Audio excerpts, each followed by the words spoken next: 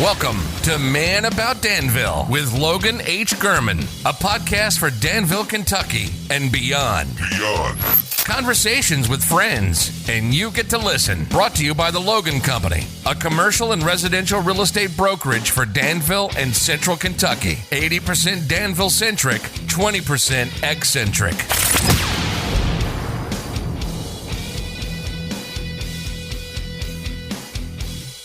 Good morning, Danville, Kentucky. You are listening to Man About Danville. I am the man about Danville himself, Logan H. Gurman. You are listening to the most influential and fastest growing podcast for Danville, Boyle County, and everywhere else, all points in between. It is brass band weekend, folks. This is the weekend you've been waiting for. I've been waiting for.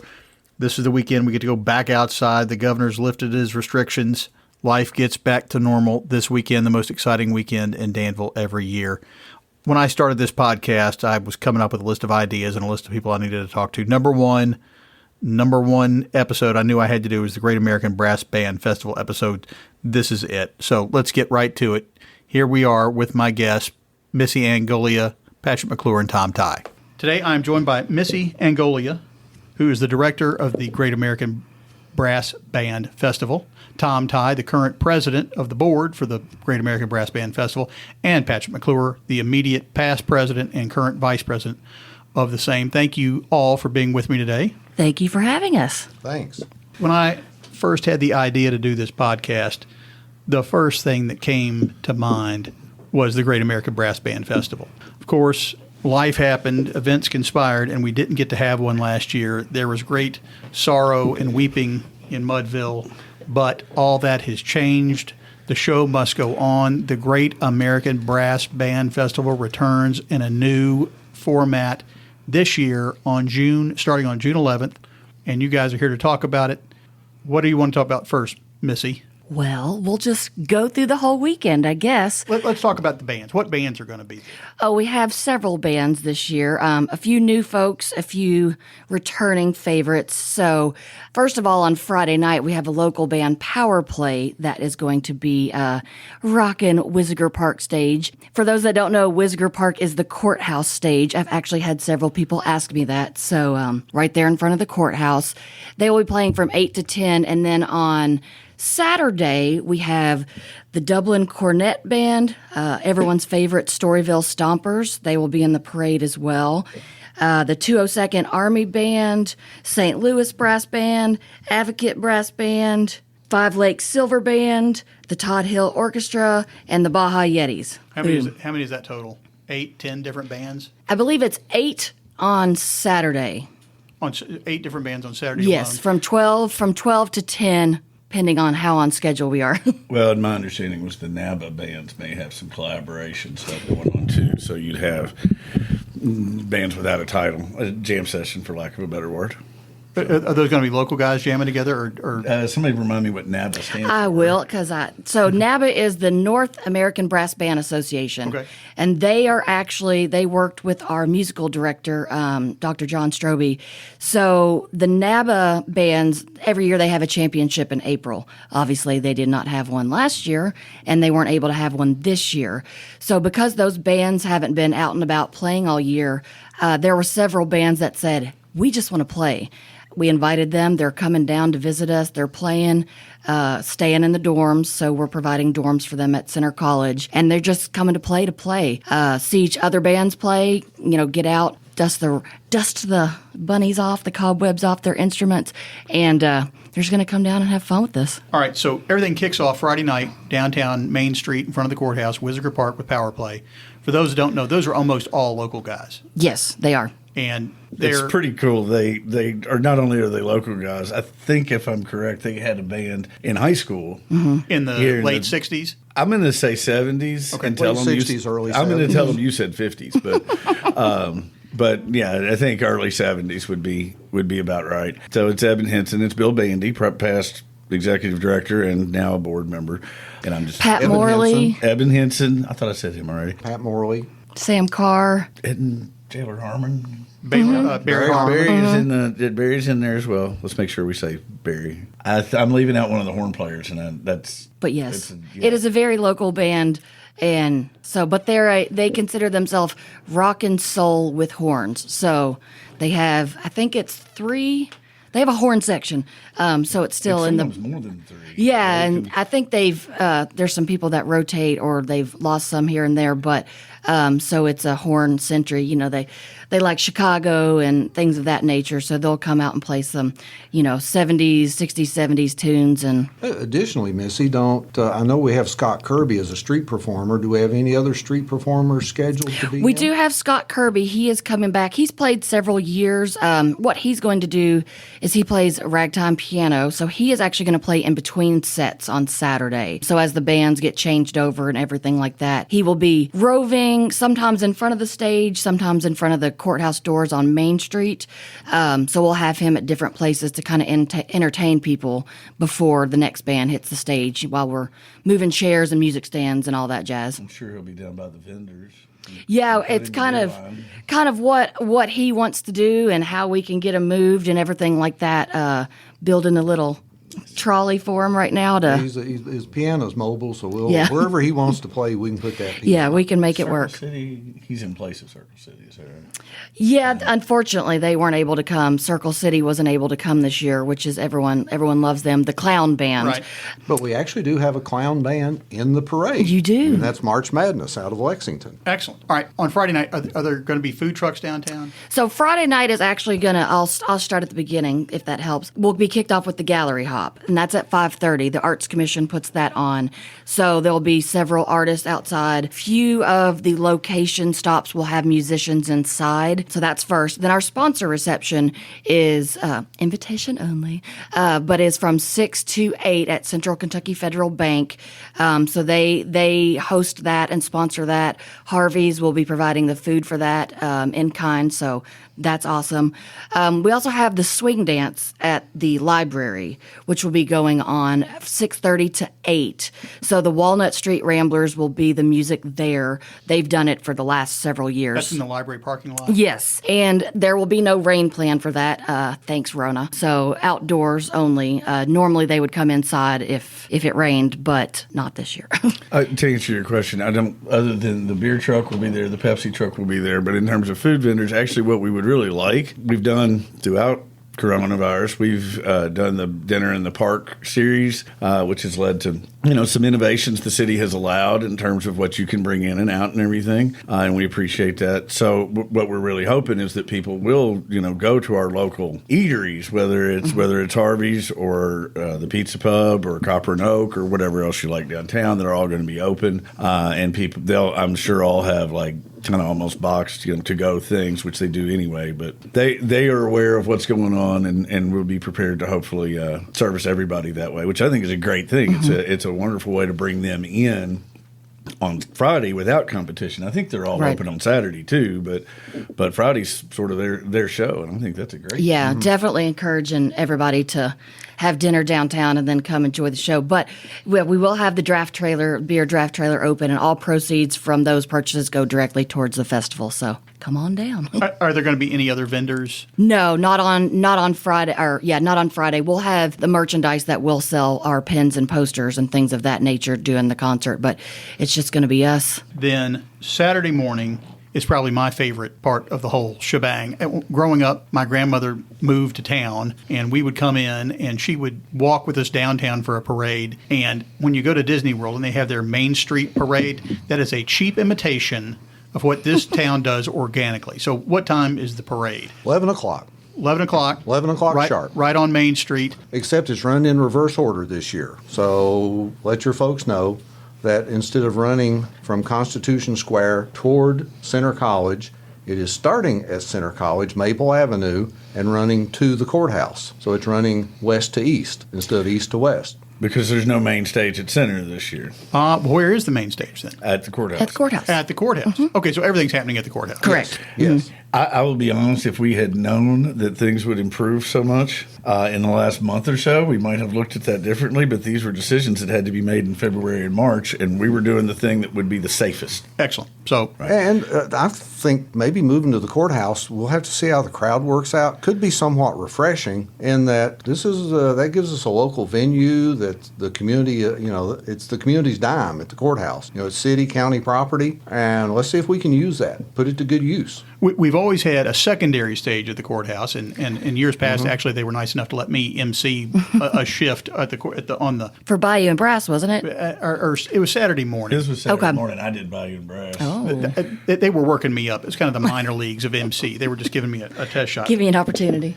And there's other possibilities we have in the downtown area. I mean, I think everybody hopes we'll be back at center for the main stage stuff, but everything has to evolve. Some folks will remember for a while when Center was building the new Cowan Dining Commons, it was over in front of the library, which I know I personally really liked because there's shade over there. However, then someone, very nicely gave the college a lot of money to put up an incredibly large statue of Abraham Lincoln right where that stage went. I stupidly asked them, well, can we move it or come out in front of it? And the answer was no. Oh, Abe. It is not mobile. That thing is actually made of bronze. It is going to be there when we're all long gone. And, and Tom's done a good job of navigating how we're going to do these things. I just noticed you are actually listed as the chairman. Okay. That must be related to your political affiliation. But I wanted to be president. I thought you wanted to be like Chairman Mao. Okay. That's why I'd always shied away from it. President for life. Tom. Yeah. I'll call you whatever you want me. Okay. But I was going to say, too, on Saturday, the parade is actually not the first event going on. Yes. So at 8 o'clock in the morning, for all those early risers, the 5K, the Run for the Brass 5K is taking place. That'll be at Millennium Park. You can register for that on our website or the Danville Bike and Footwear's website, all that fun. Give us the website. Our website is www.gabbf.org. Got it. Great American Brass Band Festival. So GABBF. So you can sign up there. 8:30 in Constitution Square Park is going to be yoga in the park, and Wendy White is going to host that plank. So they're going to do that at 8:30. And which park is that going to be? Constitution Square. That's going to be in Constitution Square Yes, Park. Also on the grass, kind of there in front of the chamber offices and everything like that. Farmers Market is still going on because our parade is lining up at Center College. So the Farmers Market will still be kicking it from 9 to 1 in Constitution Square. Parade at 11, and then the music in Wisiger Park / Courthouse will start at noon. So the music will start at noon. We mentioned there are going to be 8 different bands going on. Is there going to be a break, or is it just going on straight through? Going on straight through. As we said, Scott Kirby will be kind of playing the piano during those break sets. So there will be music continually with Scott kind of in between, but straight from 12 to 10 or until we get it done. In prior years, there had been a break to set up tables, but for this year, tables are set up, and you can come into this, Missy, but they're basically set up from the get-go. Yes. So instead of doing the picnic that usually starts at 5, the picnic tables are going to be set up from 12 to 10. So the folks that are getting the reserved picnic tables, they have their table all day long. Now, they don't have to use it all day long. They can come and go as they please. But if they want to sit there all day from 12 to 10, go right for it. And there's hopefully the tables go to pick back up again. There's been a lull in past years, and I will tell you, I won't even. It's my wife that's doing this. I don't want any credit for it. But so we have a table because we always get a table. But actually, another message I just got, she's been working with Fly Guy, and we are going to provide a table for the Danville County African American Heritage Society. And I'm not sure where that's going to be, but that's something we're kind of excited to do and provide something. So obviously the whole group can't be there at once, but that gives that group a place to set up shop, and if they have materials they want to hand out or anything. And I thought that seemed like a wonderful way to expand things, especially with us doing all of this in downtown. Like Tom said, it's going to look a little different. It's going to look a lot like Bayou and Brass, except all day. But, we're going to have the farmers market at one end. We're going to have a parade. We're going to have a concert. We're going to have, people handing stuff out. Everything. Yeah. I think it'll be, especially after the last year when we were talking earlier about Friday night and downtown businesses, I'm hoping it'll be like Christmas all over again for them in terms of restaurants, sales and shops and stuff, especially if they're open. People are going to go shop and get in some air conditioning and stuff like that. that. So it's good. It's good business opportunity. It's good for everybody. Yeah, I sure hope so. Just don't rain. And we do have a rain plan for Saturday. Well, we can, but I'm not sure if we'll be able to enact it. Thanks, COVID again. So we have one if we need to do it, but so far the weather looks good. So fingers crossed. And if not, bring your umbrella. Who's in charge of weather this year? You, right? No, I thought John Albright was in charge. Albright's in charge. Sounds Albright's good. in charge of Sounds weather. good. Hey, we've had kinks for 30 years. Yeah. And the can't public have it never out. knows those kinks are there, and we work them out. The only kinks we haven't had is any band singing Lola. Maybe this year. No, I don't think so. I will say I did have. Looking at me like, what? I had a question today from somebody. Speaking of, because normally on the center lawn, it's a lot bigger and it's grass. About setting up tents. So obviously in Whizziger Park, you can't have tents there. You're in the street. So no tents for any guests this year. It would block a lot of views. Plus it's concrete and blacktop and everything like that. So just keep that in mind. But I think it'll be fun. I think the picnic tables will be good. They'll be on Main Street in front of Central Federal, so they're not going to be directly in front of the stage, but that's also good because you don't want people to have picnic tables that they don't sit out until 7 o'clock at night and the band's play into 50 empty tables until people show up. So they're in the street, but they all have sight line to the stage, and they're really close to the beer trailer and the wine trailer, so that helps too. Well, who are the headline acts for Saturday night? So the headlining act for Saturday is the Todd Hill Orchestra, which is actually presented by Whitaker Bank. They're out of Murray, so they will be our headline, and they were here I think in 2019, and so he's actually already, Todd Hill himself came and visited last week and met me in the park, checked out the stage and everything, so they're super excited. A lot of swing, like big band kind of swing, jazz, 40s, 50s era music. And then the closing band will be the Baja Yeti, so that'll be the party band. Stick around with us as the sun goes down and have fun on Main Street. Where are they from? They're actually out of Lexington. Oh, okay. So they're fairly local. Our music director had seen them and really enjoyed their performances at the Burl. So he had contacted them last year, and then last year happened. So they're coming back this year. They were super excited about it. So they'll close the stage down. Excellent. All right, and you've got merchandise again this year. Yes, we do. We have our pins, 2021 pins and posters are in. The theme is Back in Brass, as in AC/DC, like Back in Black. We're back this year since we didn't have a festival in 2020. So if you hear me running around going, Back in Brass, that's why. It's not just because it's fun to say, but it is. We have pins, posters. We actually reordered a couple of 2019 pins because they did sell out. And as soon as I started working for the festival, so many people came up to me and said, do you have any more 2019 pins? So we were able to get a few more in. So if anyone didn't get those, we have them. Better get them early. Yes. Yeah, they sold out last year, even with the rain out. They've become bigger than the shirts, which in this year don't have shirts. We have masks because we thought we were going to need masks. We're hoping we don't. For enough money, we'll sell you a staff shirt. Yeah. That's true too. But I do think If you're a real shirt collector, we can make it happen. I do think that the masks make a great souvenir piece for the Back in Brass idea. It's going to be a collector's item. Yeah, A year like no other. Absolutely. They're beautiful. We will be happy to sell those and be even happier that we don't necessarily, people don't have to wear them. If they want to, they can, of course. But I think they make a great collector's item. They do. We'll never have them again, so it's one shot. Hopefully we'll never have them again. Fingers crossed. So I'm going to ask you how you're fixed for volunteers this year, and if people want to help out next year, what can they do to get involved? Oh, yeah, sure. If you want to get involved, the more the merrier. It takes a lot of a whole village, really, to make this work. Always email or go to the website, info@gabbf.org. That's the best way, just so I can I have it there in front of me and it's not on a piece of paper that I might accidentally lose or something.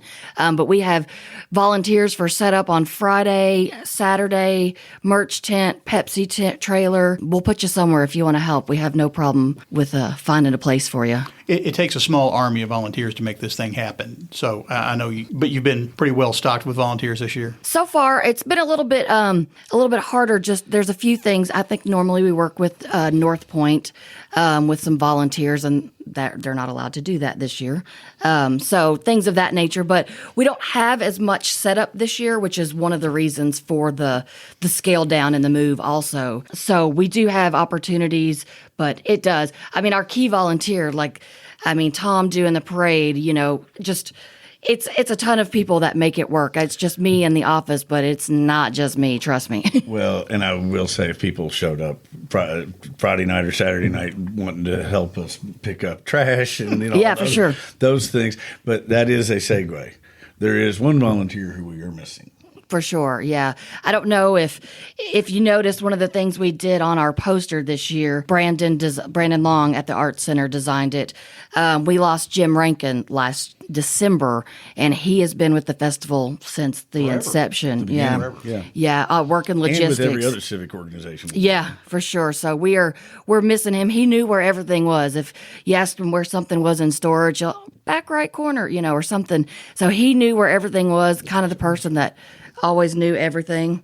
And and he's on our poster design. His initials, JR, were worked into that kind of as a tribute to him. So we're missing him this year, but we got to find someone that can fill those very large shoes. It's huge. I'm on the Family Services Association board as well, as he was off and on forever. But even when he was outside of terms, one thing that we're going to come to grips with is all the stuff that goes on around that building that used to get fixed. It turns out actually most of the time costs money.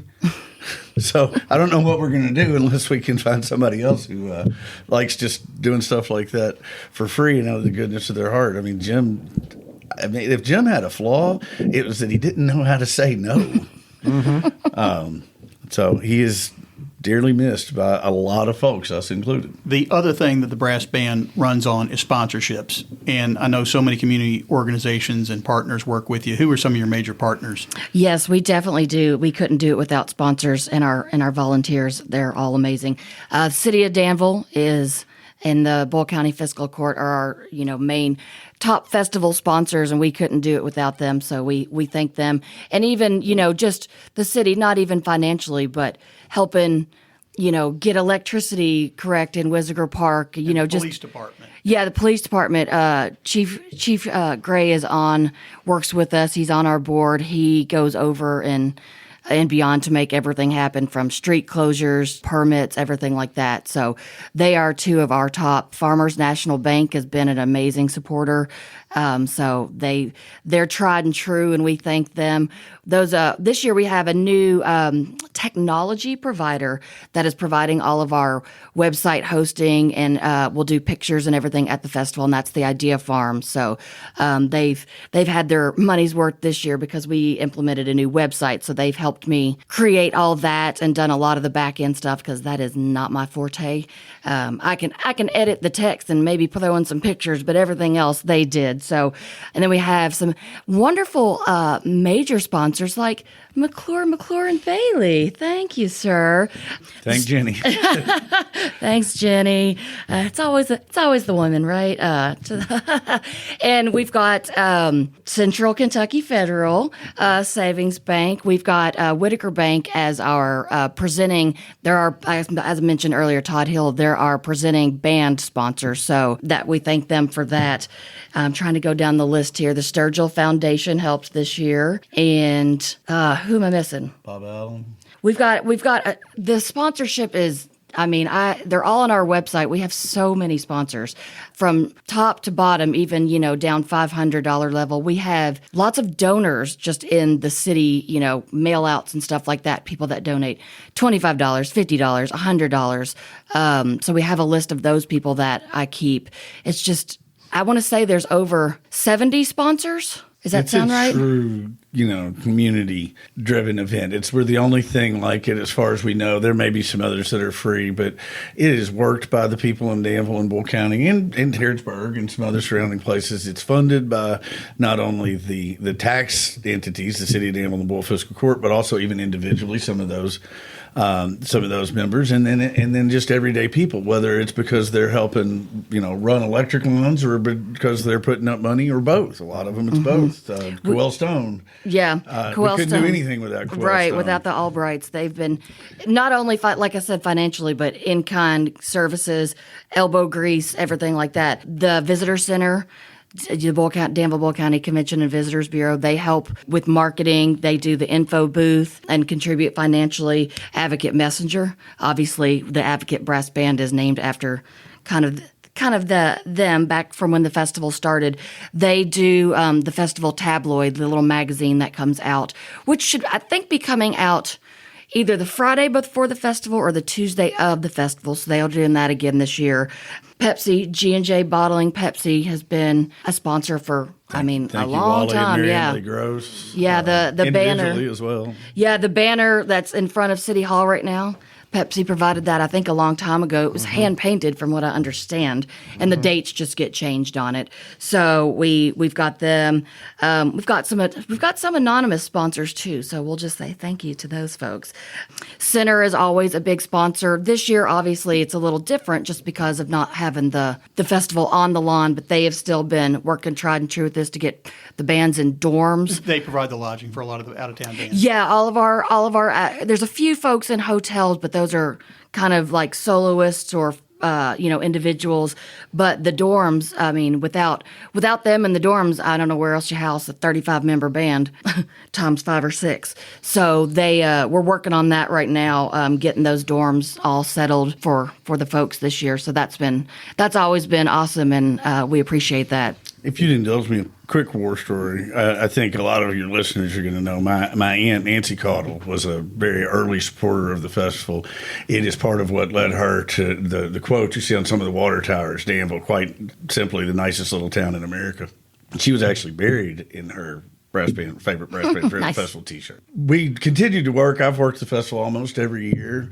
But in 2006, which was the first year that following Katrina, that our New Orleans bands were able to come back, which of course it stormed that night. It's one of the few times we had to move inside Cowan that night. But literally, it was the first time those guys had really even seen each other in a year. And we wound up kind of driving them around, taking them places and everything. And then the show moves inside Cowan somewhat unexpectedly, maybe with or without permission. But for the folks that were in there, it was just an epic party. And from that moment forward, you could not drag Jenny McClure away from this festival by her toenails. She just fell in love. Her sister went to LSU, worked sound and light for some Mardi Gras stuff there, does a thing in D.C. And that not only drug her into the festival, but it's what makes her love Danville. And I think there's a lot of people who maybe aren't from here, haven't been here the whole time, but this is the kind of thing that makes people want to come to Danville and stay in Danville. Mm-hmm. So I think that's an important Quite honestly, thing. we have a lot of residents in Danville who moved here first as a guest because they came to the Brass Band Festival, and like your aunt said, it's quite a nice little town. And went, maybe I'll buy a house here. It is. It really, Danville's a special place, and this festival is a special event that really showcases the best that Danville has to offer in terms of everybody working together and chipping in and putting on a wonderful face for everybody to see, whether you live here or whether you're from out of town. So anything else you guys want to add? Some more of our significant sponsors. The Norton Center for the Arts is very important for the festival. In-kind services-wise, we get music stands, chairs. The piano for Scott Kirby this year, they help us with that. So, they provide that to us.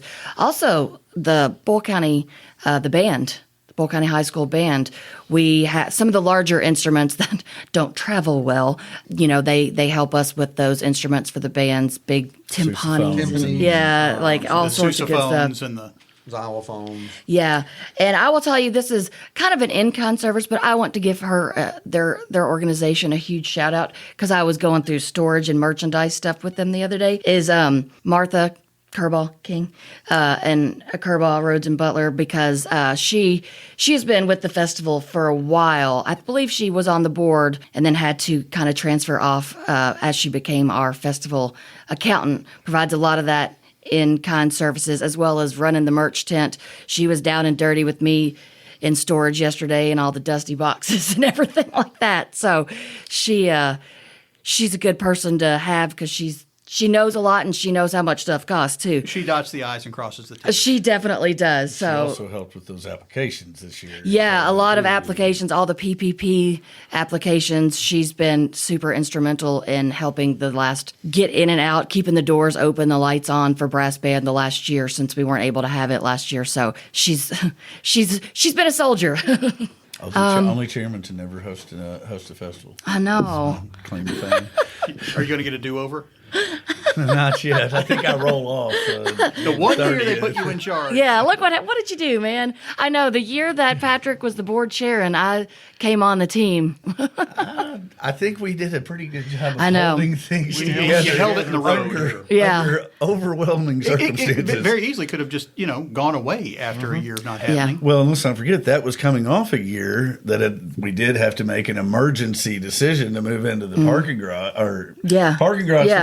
for Bayou and Brass, and then we were at Cowan, but we found out the parking garage was such a wonderful way to do it. Yeah. But we made that work too, as Tom said. I mean, there's always something. That Jerry Boyd, was the logistical wizard, and it seemed like nothing went wrong. But it's not that nothing went wrong. It's just that he never let anybody see that it happened, and that's something That's we true. all aspire to, and we'll probably never get That's there. true, 'Cause yeah. none of us is Jerry Boyd, but Yeah, we'll try. 2019 was nearly a rain out. 2020 was a pandemic. So just getting through and being here in 2021 is probably more than a lot of people expected, as you said, and getting through to 2022, hopefully, and getting everything back to normal and for us and for the world and everything like that. So we're glad we're still kicking. I know there are a lot of people that are going to be really excited to come out and just see and be seen and to be in the community and on Main Street and be entertained in a crowd. And I'm looking forward to it. I know the whole town is. I'm forecasting I won't say overwhelmed, but I think the size of the crowd and the participation will be almost overwhelming. And we look forward to that. And again, I would thank the musicians, because a lot of these folks, up until very recently, they haven't been able to practice. They certainly haven't been playing live events, at least not in the usual sense, not with a crowd or anything. So I'm glad they're able to pull it together, and they trust us to put on, the best event we can for them. A lot of them, this is going to be coming out of the cocoon after a year of this. And that I find very exciting. And I think Tom's right. We're going to find out that a lot of people are looking at it that way. And what a wonderful problem to have. Yeah, it's going to be awesome. For sure. We could head, luckily June 11th, that's the perfect date. I guess somebody likes the Brass Band Festival for full capacity and the mask mandate, first day of the festival. Let's go. You don't think it was Patrick McClure on I don't the private know. line to the governor's I'm not office? saying. But you're not denying it either. Yeah, I don't know. I don't right. know. Secrets. Well, I'm looking forward to it. Missy Angolia, Tom Ty, Patrick McClure, thank you guys for being with me, and I look forward to seeing you on June 11th and 12th for the Great American Brass Band Festival. We'll see you there. Thank you, Logan. Thank you, Logan. But wait, there's more. You know what it's time for.